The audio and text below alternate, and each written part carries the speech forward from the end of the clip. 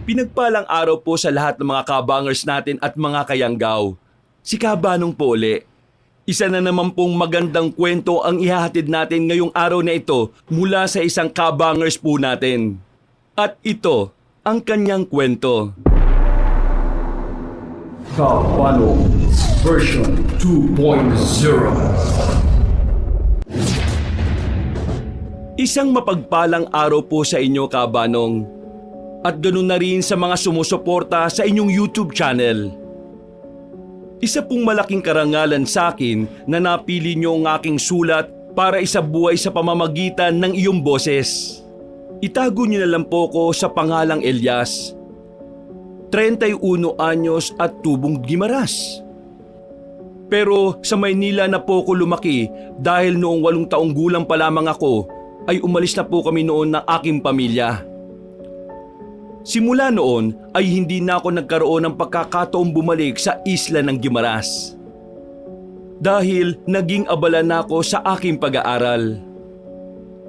Nang matapos naman ako sa pag-aaral ay sumabak agad ako sa pagtatrabaho. Masasabi ko na maginhawa ang buhay ng aking pamilya. Nagmamay-ari ng isang negosyo ang mga magulang ko at sila ang personal na nag-aasikaso noon. Ang aking kwento ay nangyari ilang taon pa lang ang nakakaraan. Isang araw ay kinausap ako ng nanay ko at aniya ay patay na ang aking Lola Merly. Si Lola Merly ay ang asawa ng Lolo Milan. Sila ang naiwan sa bahay namin sa Gimaras. Nakaramdam ako ng lungkot sa pangyayaring yun, Kabanong. May pagsisisi akong naramdaman dahil aminado ko na nakalimutan ko ng dalawin ng aking lolo at lola. Hindi ko inisip na baka malungkot sila dahil hindi na sila nadadalaw ng isa sa mga apo nila. Kaya nang sabihin ng nanay ko na magpupunta kami sa Gimaras ay walang pagdadalawang isip akong sumama sa kanila ni Papa. Pagdating sa Gimaras ay agad kong hinanap si Lolo Milan. Nakita ko siya na nasa tabi ng kabaong ni Lola Merly. Unang lumapit sina Mama at Papa kay Lolo. Ako naman ay nasa may pintuan at hindi ko alam kung lalapit pa ba ako o hindi na. Hanggang sa tinawag ako ni Mama at pinalapit niya ako. Nang nasa harapan na ako ni Lolo Milan, ay ngumiti siya pero kita ko ang lungkot sa kanyang mga mata. Ikaw na ba yan, Elias? Ako na nga po, Lo. Aba, napakalaki mo na. Parang kailan lang tinatawag mo ako kapag tapos ka ng gumamit ng banyo para magpahugas ka sa akin. Talagang yan pa po ang naalala niyo sa akin, ha? Ang sabi ng nanay mo isa ka ng engineer. Totoo ba yon? Opo, Lo. Hindi po bang sabi ko sa inyo nung bata pa ako magiging engineer ako paglaki ko? Ay, tingnan mo nga naman at nagkatotoo na ang pangarap mo. Natutuwa ko at mukhang maayos na ang buhay nyo ngayon. Nakakalungkot lang na hindi na yan nakita ng lola mo. Sigurado ako na matutuwa yun kung nakita ka niya ngayon. Sorry po kung napatagal kong hindi bumalik dito. Naging abala lang po kasi ako sa pag-aaral at pagtatrabaho. Ay, naiintindihan ko naman yan, Apo. Pero aaminin ko na sa tuwing nagpupunta dito ang nanay at tatay mo, hinahanap kita sa kanila. At nalulungkot ako kapag sinasabi nila na marami kang ginagawa. Mas lalo kong nakaramdam ng konsensya sa sinabing yun ni Lolo Milan, Kabanong. Alam ko na hindi niya lang madirektang masabi pero ramdam ko na nagtatampo siya sa akin. 3 gabi na ibinurol si Lola Merly.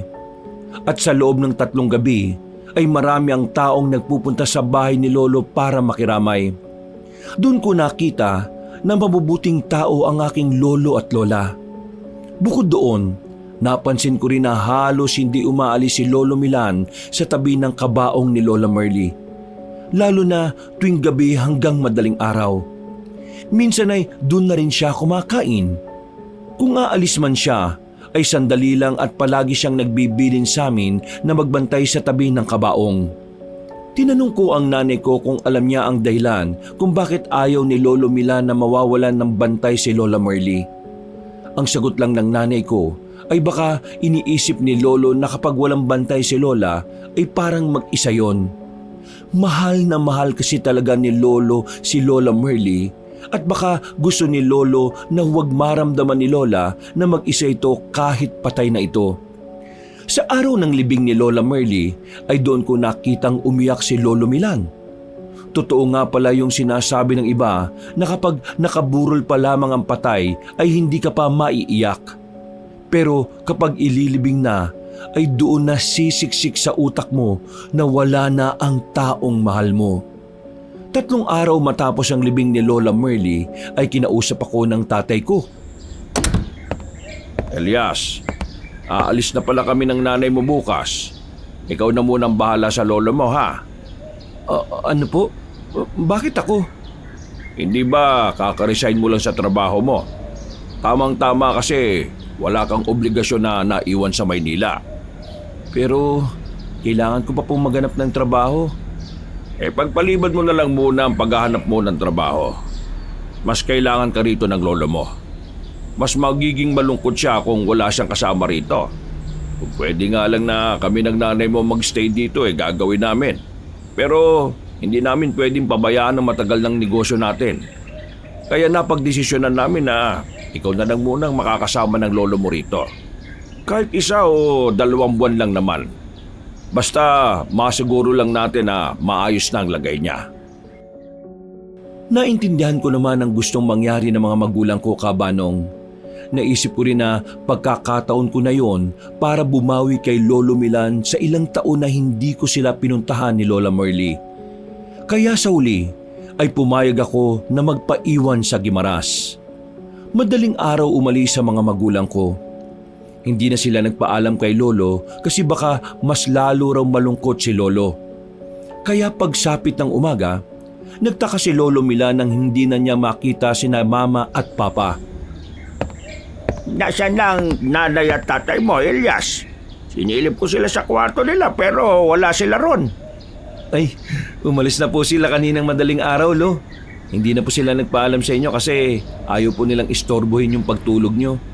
Aba, mga lokong dalawang yan ano naman kung maabala ang pagtulog ko? Di sana'y naihatid ko pa sila sa pier. Ikaw pala, bakit nandito ka pa? Bakit hindi ka sumama sa nanay at tatay mo? Dito po muna ako, kahit 1 o 2 buwan. Sasamahan ko muna kayo rito, Lo. Paano ang trabaho ba? Nag-resign na po ako ilang araw bago mamatay si Lola. Kaya wala pa po akong trabahong kailangang isipin. Ayaw niyo po ba nun? Makakasama niyo ako na matagal? Gusto ko naman pero aalis ka rin pagkatapos ng ilang linggo. Mas magiging malungkot ako lalo kasi matagal kitang makakasama tapos bigla ka mawawala. Hayaan niyo na po. Ang importante ay matagal po tayo magkakasama. Yun naman pong importante, di ba? Sa bagay, tama naman ang sinabi mo. Saka paniguradong magiging mas malungkot ako kung wala akong kasama lalo na ngayong kamamatay lang ng lola mo. Pero ayos lang ba sa'yo na manirahan dito ng ilang buwan? Ipapaalala ko lang sa'yo na nasa isla tayo, ha? Napapaligiran tayo ng dagat at maraming wala rito na meron sa Maynila. Ayos lang po, Lo. Marami rin naman pong meron dito na wala sa Maynila. Gaya ng magagandang beach. Naramdaman ko ang saya ni Lolo Milan nang malaman niya na hindi ako umalis kasama ni na Mama at Papa. Sa araw din na yon ay nagpasama sa akin si Lolo na dalawin si Lola Merly sa sementeryo. Nagdala kami ng kandila at mga bulaklak. Bago kami magtungo sa sementeryo ay dumaan si Lolo sa isang bahay. Hindi na ako pumasok pero nakita ko mula sa nakabukas na pinto na isang matandang lalaki ang kausap ni Lolo Milan. Nakita ko na may inabot na bagay ang matandang lalaki kay Lolo Milan pero hindi ko alam kung ano yon. Matapos yon ay saka kami muling nagpatuloy sa paglalakad papunta sa sementeryo. Pagdating sa sementeryo ay nagsindi kami ng kandila sa puntod ni Lola Merly. Inalay rin namin ang bulaklak at saka kami mataimtim na nagdasal ni Lolo Milan. Matapos magdasal ni Lolo ay may kinuha siya sa bulsa ng kanyang pantalon. Ipinatong niya yon sa lapida. Isa yung pabilog na bagay na mukhang gawa sa tanso. Meron doong nakaukit na mga simbolo na wala akong ideya kung ano. Sa unang tingin ay para yung isang medalyon o agimat. Habang naglalakad ay hindi ko napigilan ang magtanong kay Lolo. Lo, ano pala yung parang medalyon na inilagay niyo sa ibabaw ng lapida ni Lola? Hindi po ba yun yung ibinigay sa inyo ng matandang kausap niyo kanina? Ay, oo, tama ka. Isa nga yung medalyon. Pero hindi yun basta pangkaraniwang medalyon lamang dahil gawa yun sa tanso. Para saan po yung medalyon na yon? Para hindi kuhain ng mga aswang ang katawan ng lola mo. Alam mo kasi, takot sa tanso ang mga aswang. Tapos, may ritual pa ang medalyon na yon na pangontra sa aswang kaya paniguradong hindi nila malalapitan ang libingan ng lola mo.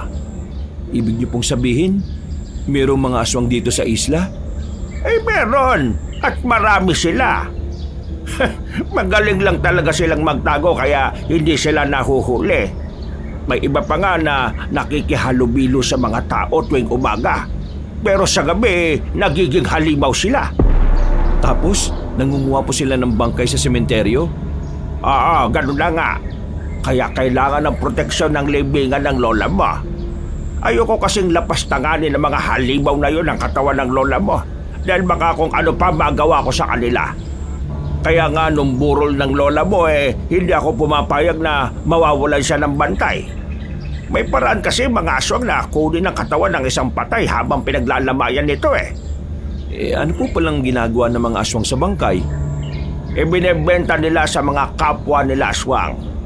Alam mo, may mga aswang na mas gusto ang bangkay ng tao lalo na yung kalilibing pa lamang. Para sa kanila mas masarap kainin ng bangkay kesa buhay. Meron ditong palengke ng mga aswang kung saan nagaganap ang bentahan ng mga karne ng tao. Mga aswang ang nagbebenta at mga aswang din ang bumibili. Hindi ka lang namin alam kung nasaan yung palengke na yon. Ayos din po pala mga aswang dito Nagbebenta ng bangkay at karne ng tao. Ngayon lang ako nakarinig ng business-minded na aswang Parang sa sinabi mong yan hindi ka naniniwala sa mga sinasabi ko sa bagay, sa Maynila ka na nga pala lumaki kaya hindi na nakakapagtaka kung pagtawanan mo yung mga sinabi ko tungkol sa mga aswang na narito sa isla. Pero ako na ang nagsasabi sa iyo, Elias. Hindi sa tinatakot kita pero totoo ang mga aswang. Kaya habang nandito ka sa isla palagi ka mag-iingat apa. Huwag kang lalabas tuwing gabi hanggang madaling araw. At huwag kang pupunta sa mga lugar na hindi mo alam. Seryosong-seryoso si Lolo Milan nang sabihin niya yon. Pero hindi pa rin naging buo ang paniniwala ko sa mga sinasabi niya tungkol sa mga aswang. Para sa akin kasi kabanong, ang mga ganong uri ng nilalang ay pawang katang-isip lamang. Ginagawa lang panakot ang aswang sa mga bata pero ang totoo ay hindi naman sila totoo. Sa mga unang araw ko sa isla ay wala akong kakaibang nararanasan. Inalis ko sa utak ko ang kwento ni Lolo tungkol sa mga aswang dahil ang paniniwala ko ay hindi yun totoo. Palagi kong kinakausap si Lolo Milan lalo na kapag nakikita ko siyang mag-isa at malalim ang iniisip. Ginawa ko ang lahat para kahit papaano ay mabawasan ang lungkot niya sa pagkawala ng kanyang asawa. Hanggang isang umaga, muli kong sinamahan si Lolo Milan sa sementeryo para dalawin ang libingan ni Lola Merly. Naroon pa rin sa ibabaw ng lapidang medalyon at ipinagmalaki pa sa akin ni Lolo na kaya hindi nahuhukay ng mga aswang ang katawan ni Lola ay dahil sa medalyon. Hindi na lang ako nagsalita kasi paniguradong kokontrahin ko lang siya kabanong. Naisip ko na mas makabubuti kung igagalang ko na lang ang paniniwala ni Lolo Milan. Nang paalis na kami sa sementeryo, ay napansin namin ang isang libingan na tila sinadyang hukayin. Isang lalaki ang nakasalubong namin na kinausap ni Lolo tungkol sa hinukay na libingan. Base sa pag-uusap nila, ay napag-alaman ko na yung lalaki ang bantay sa sementeryo. Tinanong ni Lolo Milan sa lalaki kung bakit may hinukay na libingan. Ayon sa lalaki, malinaw na mga aswang ang may gawa ng bagay na yon. Matapos silang mag-usap ay umuwi na kami ni Lolo Milan. Pagdating sa bahay ay pinag-isipan ko kung may posibilidad ba na totoo ang mga aswang na kumukuha ng bangkay para ibenta sa isang palengke. Kung iisipin kasi, Kabanong, nakakatawa ang ganoong konsepto ng pamumuhay ng mga aswang kung sakali na totoo sila. Nadinig mo naman siguro ang pag-uusap namin ng bantay sa sementeryo. Siguro naman naniniwala ka na sa mga kwento ko tungkol sa mga aswang dito sa isla. Ewan ko, Lo. Pero sa totoo lang nung unang binanggit niyo sa akin yung tungkol sa aswang hindi talaga ako naniniwala. Kaya lang, sa mga narinig ko sa sinabi ng lalaki sa sementeryo parang gusto ko nang maniwala na totoo yung mga aswang. Ay, ayokong pilitin kang maniwala kagad.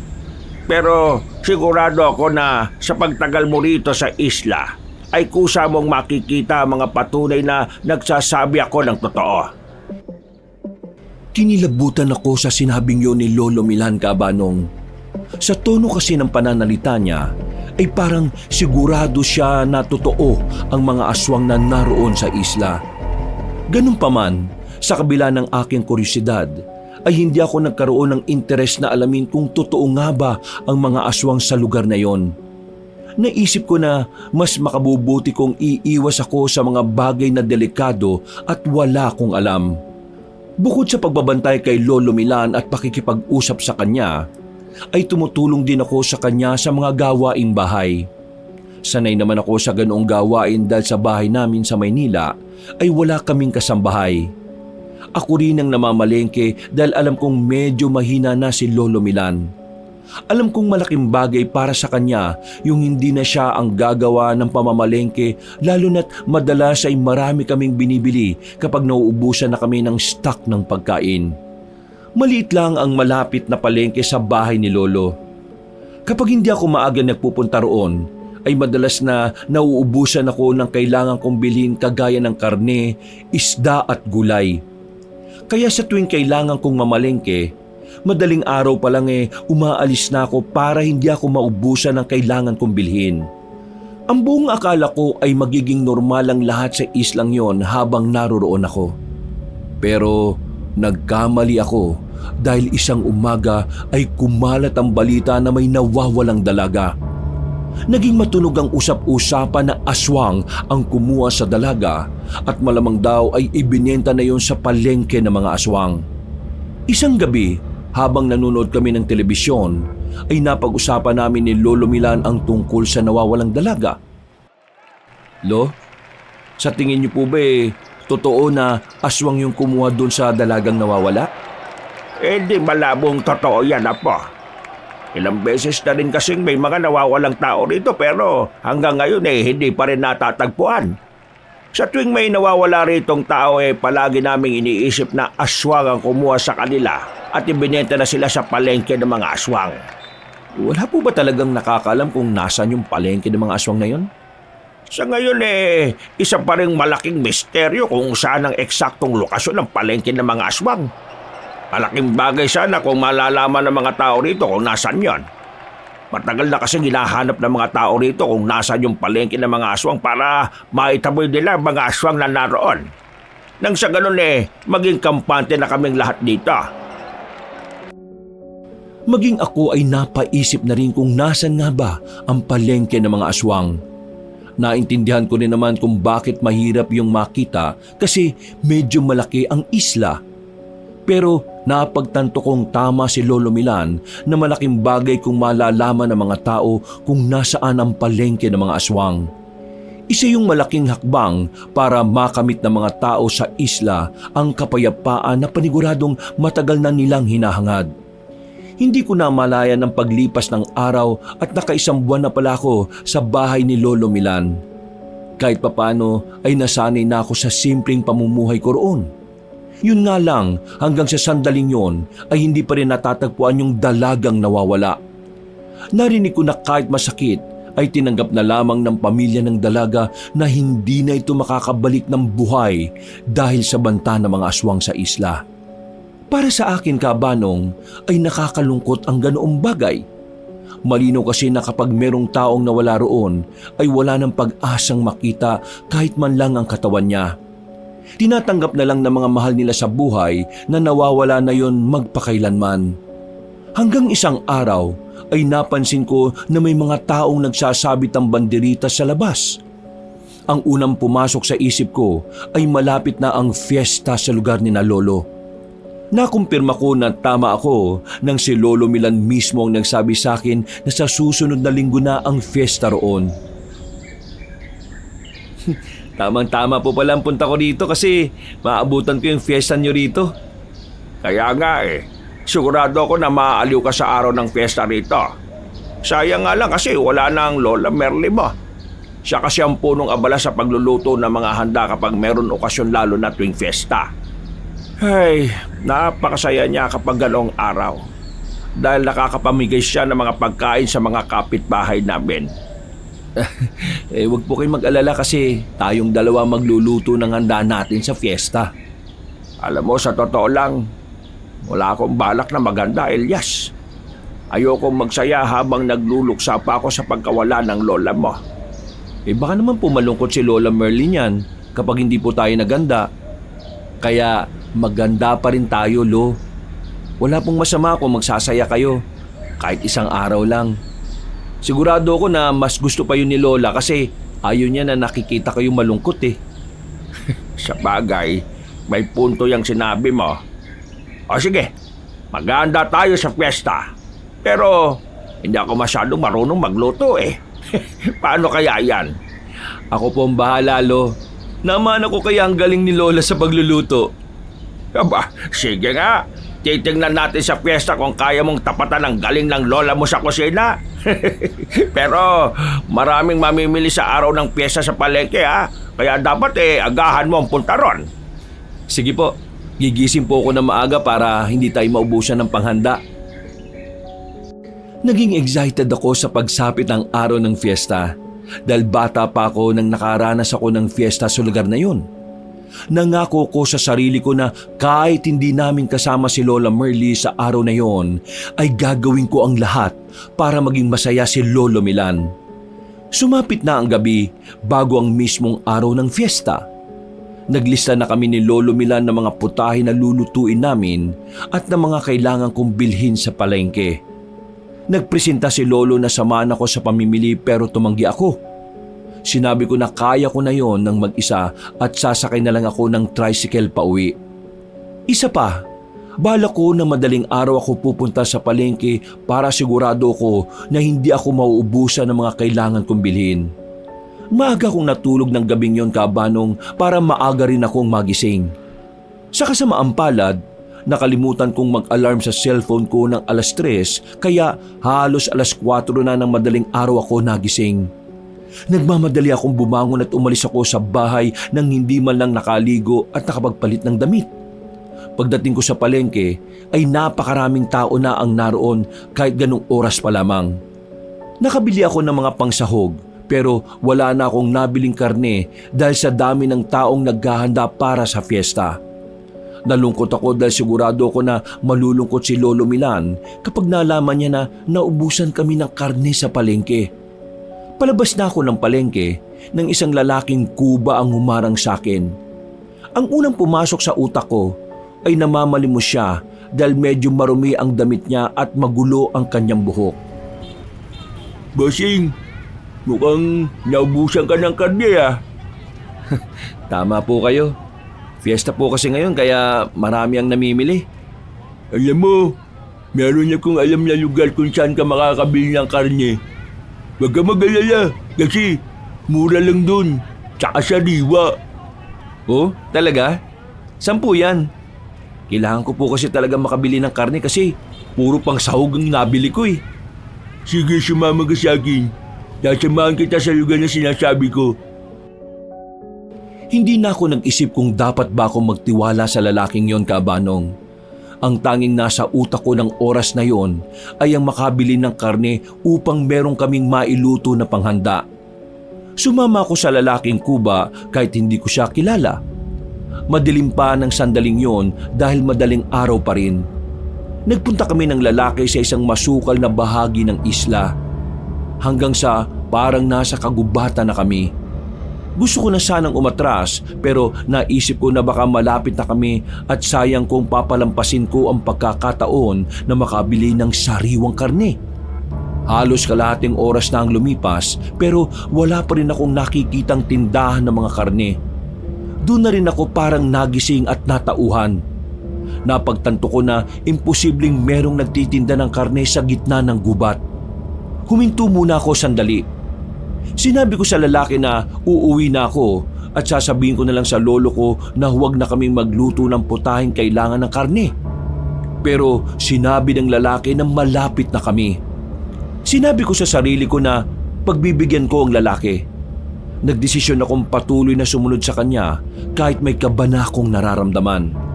Hanggang sa huminto ang lalaki at tumarap siya sa akin habang nakangisi. May itinuro siya sa akin at nang tiningnan ko ang itinuro niya ay hindi ako makapaniwala na merong isang tila palengke sa gitna ng gubat na yon.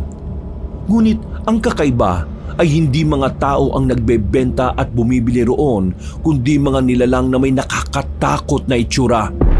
Tanaw ko rin na nakalatag sa mga lamesang gawa sa kawayan ang putol-putol na parte ng katawan ng tao. Gumapang ang matinding kilabot sa aking katawan. Agad kong napagtanto na yun ang palengke ng mga aswang. Alam ko na nasa panganib ako ng sandaling yun, Kabanong. Pero bago pa ako makatakbo palayo, ay hinawakan na ako ng lalaki sa braso. Nagulantang ako dahil naging mabalasik ang kanyang mukha. Nanlilisik ang mga mata niya at mistula siyang isang mabangis na halimaw. Sumama ka sa akin! Halika! Ayoko! Hindi ako sasama sa iyo! Bitiwan mo ako! Wala ka ng kawala! Kung ayaw mo masaktan, ay sumama ka sa akin! Dali na! Halika na! Sa kabila ng takot ko, ay nag-isip ako ng paraan kung paano ako makakatakas at makakawi ng buhay kay Lolo Milan. Hanggang sa naalala ko na takot sa asin ng aswang. Hindi ako sigurado sa bagay na yon pero wala na akong mapagpipilian kundi subukan na gawing armas ang asin na nasa loob ng bitbit kong bayong. Mabilis kong kinuha ang isang plastik ng asin sa bayong at ibinato ko yon sa mukha ng aswang. Nasira ang plastik at kumalat ang asin sa mukha ng aswang. Aray ko! Mukha ko! Malakas siyang napasigaw at nang nabitiwan niya ako ay doon na ako mabilis na tumakbo palabas ng gubat. Habang tumatakbo ay panay ang dasal ko na sana ay makauwi pa ako ng buhay. Kahit hindi ako lumilingon ay ramdam kong nakasunod pa rin sa akin ang aswang. Sa wakas ay nakalabas na ako ng gubat. Doon na ako nakaramdam ng labis na panghihina. Bagyang sumisikat na rin ang araw ng oras na yun. Bumagal ang aking pagtakbo at nanginginig akong napaluhod sa lupa. Lumingon ako sa gubat na pinanggalingan ko at kahit paano ay nakahinga ako ng maluwag dahil hindi na nakasunod sa akin yung aswang. Mabuti na lang ay may isang lalaking nakakita sa akin at nilapitan niya ako. Nang tanungin niya kung anong nangyari sa akin ay sinabi ko sa kanya na muntik na akong kunin ng aswang. Inihatid ako ng lalaking yon sa bahay ni Lolo Milan. Hanggang doon ay nanginginig pa rin ako sa sobrang takot, Kabanong. Nang kumalma na ako, ay doon na ako kinausap ni Lolo Milan. Ano ba nangyari sa iyo? Totoo ba yung sinabi ng lalaki na naghatid sa iyo na buti ka na daw kunin ng aswang? Opo, Lolo. Naubusan na po kasi ako ng karne sa palengke tapos may isang lalaking kuba ang lumapit sa akin. Ang sabi niya meron siyang alam na bilihan ng karne kaya sumama ako sa kanya. Dinala po niya ako sa gubat. Tapos nun, nakita ko yung bilihan ng karne na sinasabi niya. Hindi naman tao yung nakita ko ron kundi mga aswang. Muntik na po akong madala ron nung lalaking kuba kasi bigla siyang naging aswang. Mabuti na lang po at may nabili akong asin kanina sa palengke. Yun po yung ginamit ko para makawala sa kanya. Tindahan ng karne sa gitna ng gubat. Hindi kaya yun yung palengke ng mga aswang? Yun din po ang hinala ko, Lo.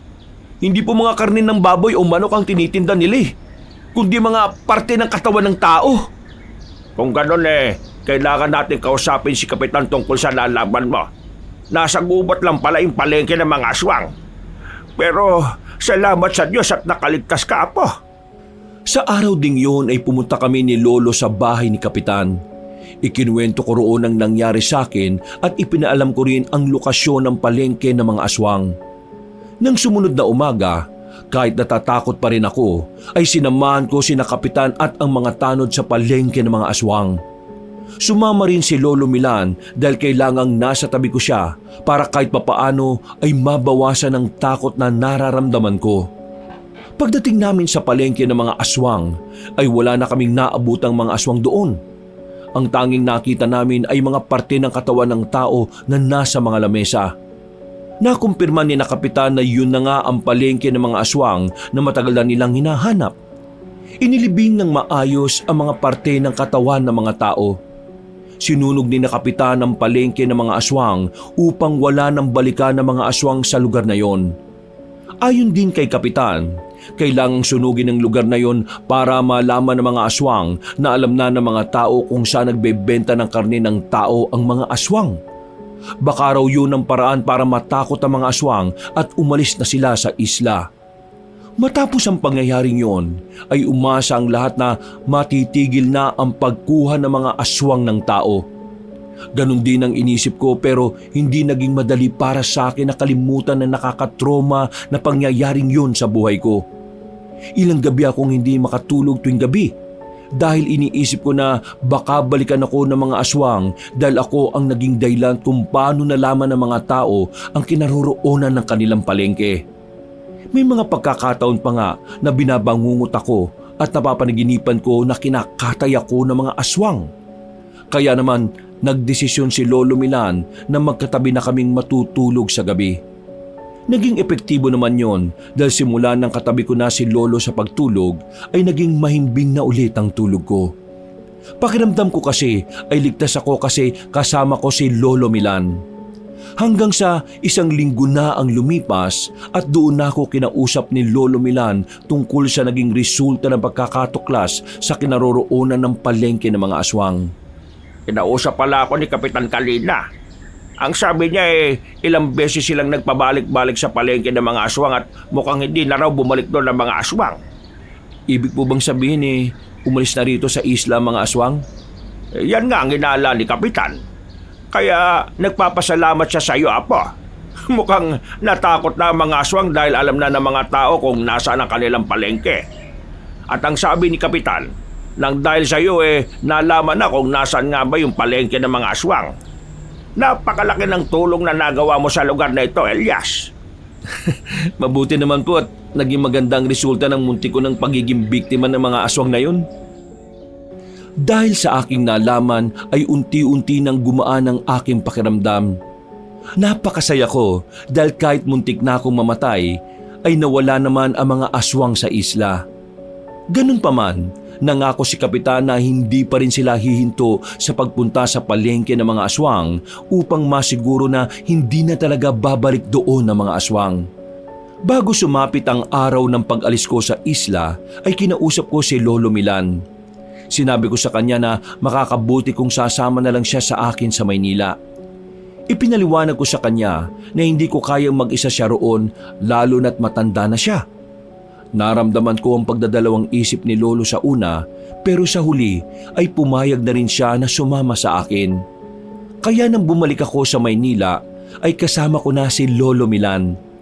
Napakasaya ni na Mama dahil nagawa kong kumbinsin si Lolo na sumama sa akin. Nung sila raw kasi ni Papa ang kumakausap kay Lolo na sa Maynila na tumira ay ayaw nitong pumayag. Sa tingin ko, malaking factor na kaya sumama sa akin si Lolo ay dahil wala na si Lola. Siguro ay naisip niya na mas malulungkot siya kung wala siyang makakasama sa bahay niya sa Guimaras. Sa kasalukuyan, Kabanong, ay meron na akong asawa at anak. Napakasaya ko kasi kasama ko pa rin si Lolo Milan at nakakalaro pa niya ang apo niya sa tuhod. Minsan ay pumupunta pa rin kami sa Guimaras para dalawin ang puntod ni Lola Merly. At nakakatuwa na wala nang naiulat na taong kinuha ng aswang sa isla. Hanggang ngayon ay malinaw pa rin sa aking alaala ang nakakatakot na pangyayaring yun sa buhay ko, Kabanong. Pero sa kabila ng lahat, napagtanto ko na kailangan kong pagdaanan yon upang makamit na ng isla ang katahimikan at kapayapaan na nararapat para sa kanila. Kumbaga, ako ang naging instrumento para mangyari ang bagay na yon, at kung magkakaroon ako ng pagkakataon para baguhin ang nakaraan, ay pipiliin ko pa rin pagdaanan ang nakakatakot na experience na yon dahil alam ko na maraming tao ang maililigtas ko. Wakas,